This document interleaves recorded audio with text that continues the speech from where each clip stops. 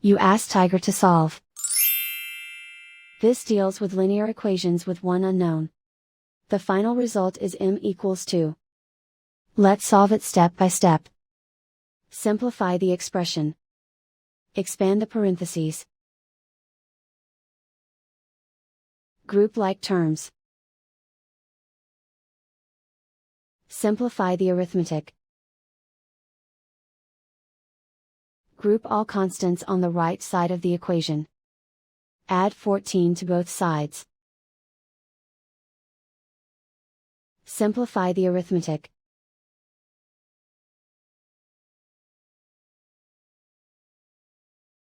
Isolate the m.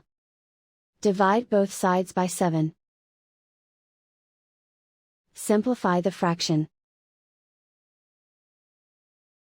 Find the greatest common factor of the numerator and denominator.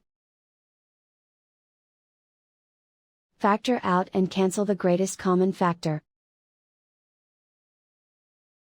And so the final result is m equals 2.